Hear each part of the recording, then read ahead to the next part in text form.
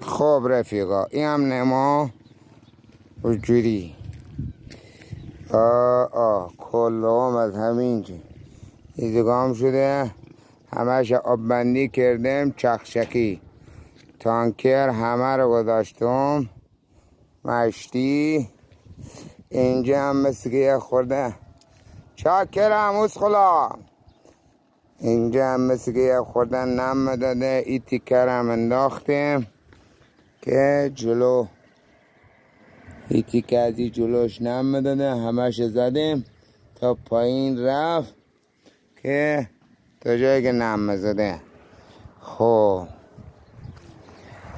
خسته نباشین، قربان شما، مرسی. اگه کاری چیزی داشتین در خدمت هستم. محمد مشهدی پیج داشته باشین، فالو کنین، لایک کنین، خوشحال میشم. ممنون، متشکرم.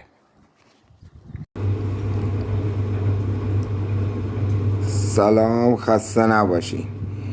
اگه خواستین جوشکاری یا لوله کشی یا کارهای دیگه خواستین یاد بگیرین، ما خودم انجام میدم. همه کاراش از دست خودم برمیاد. 0 تا 100 ساختمونه همه رو درست میکنم.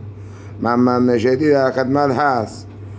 لایک بدین، لایک کنین، پیام بذارین، ما در خدمت هستیم. هر کدوم که دوست داشتین که یاد بگیرین یاد میدم، مشکل نداره. در خدمت دوستان هستیم.